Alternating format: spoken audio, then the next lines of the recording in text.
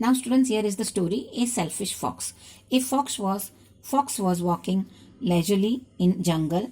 It being a hot day, the fox felt very thirsty, so he was desperately in search of water. After a long tiring walk, he came across a pond with a little water at the bottom. Standing at the edge, he tried to reach the water. His foot slipped and he fell into the water with a plop.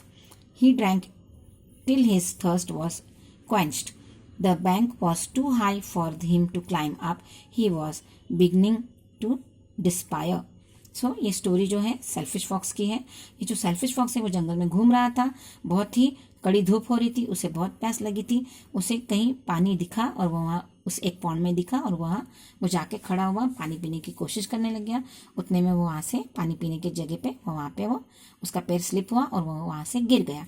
उसने पानी में गिरने के बाद बहुत सारा पानी पिया, लेकिन फिर बाद में जब वो उसकी जब थर्स्ट मिट गई थी तो बाद में जब वो ऊपर चढ़ने के बैंक के ऊपर चढ़ने की कोशिश करने लग गया तो वो नहीं कर पाया और वो बार बार अंदर ही फिसल के जा रहा था. After a long time he sighted a goat coming that way.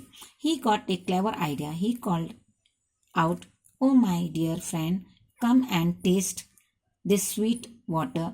I am sure you must be very thirsty." The innocent goat said that, "Thank you so much. I'm thirsty indeed." So saying, he jumped into the pond.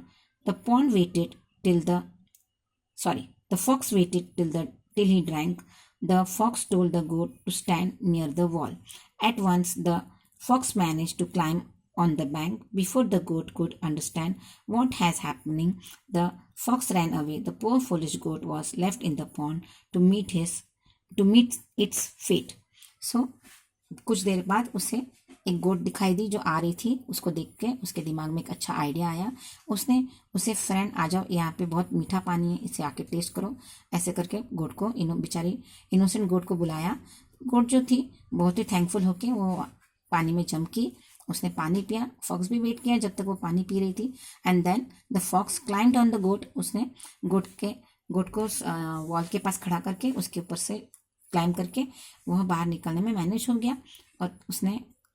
और बेचारी वो जो गोट थी वो वहाँ के वहीं अंदर पानी में पॉन्ड में रह गई.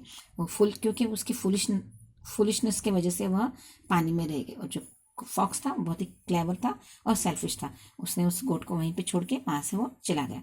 So students, this is the small story which I have told you all, I have explained you all. It is of the story writing, so you have to write the story also in your notebook. Okay, and thank you and bye for the next period.